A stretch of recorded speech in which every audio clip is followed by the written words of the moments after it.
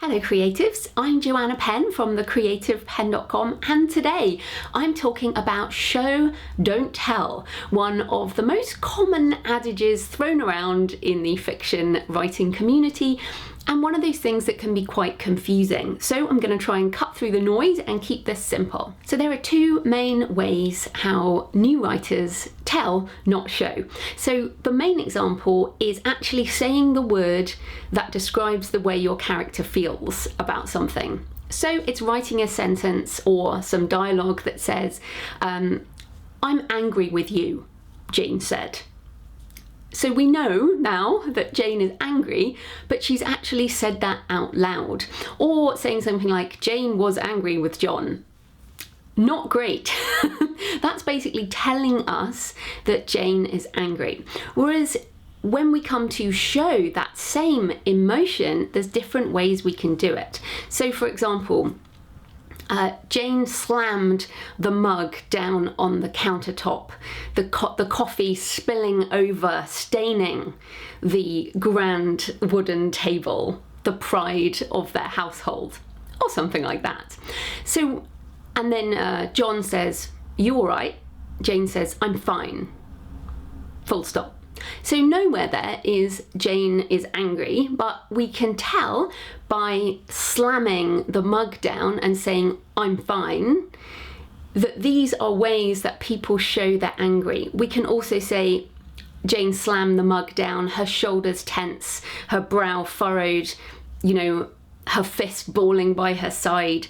We can describe physical characteristics, we can describe action, we can describe the words, and the words "I'm fine" have classic subtext, and subtext is something that's going on under the actual words that are being said. So anyone in any form of relationship, whether it's parent or child or partners or whatever, will understand that "I'm fine" generally means I'm not fine. And the act of slamming down a mug is evidence of anger. So you also want to use the sensory detail to describe the scene. So the coffee overflowing, staining the table. It's also a metaphor, actually. If the table was, something of their marriage, and then you're staining it, that would also help. So bring in the sensory details, maybe the smell of spilt coffee, or maybe it was wine, or, there's ways that you can bring in details of the scene that bring it alive.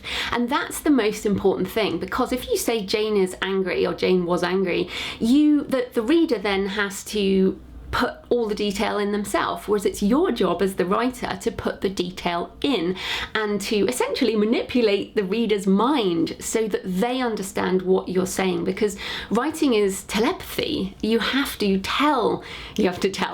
show the reader by describing the scene, and they will then mirror it in their mind, experiencing what the character feels and is going through, and in that way they will understand the emotion rather than being told the emotion.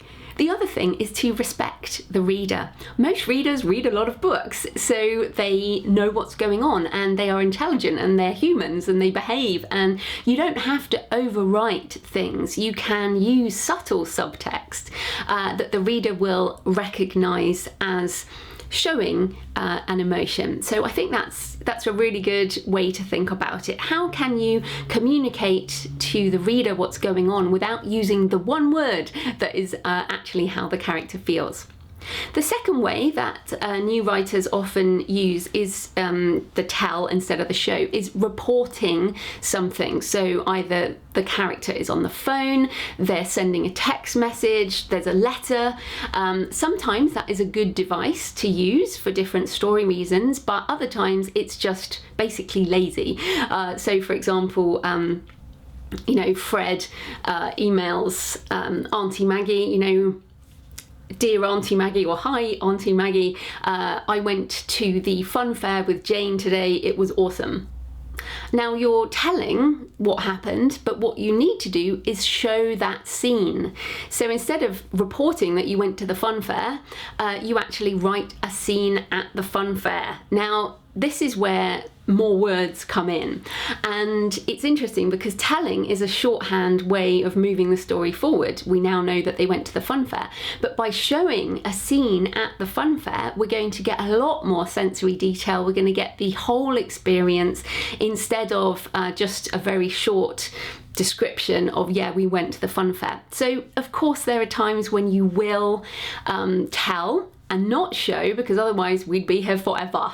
So you do need to move the story forward in whatever way you like. I will often cut scenes with my books instead of sort of telling everything about the transitions. I'll just move on to the next scene. A bit like in a movie, you don't have to show everything all the time. You just move things to a different location, or change things up, and the reader will jump with you. We have very sophisticated readers now. So those are the two main ways that new writers particularly tell, not show. So you can go through your manuscript and see if you can find examples of that. And of course there are lots of books on writing fiction as well that can help you. Also, if you need some more help, I have the 7 steps to write your novel cheat sheet available at thecreativepenn.com/7 steps. Okay, happy writing, and I'll see you next time.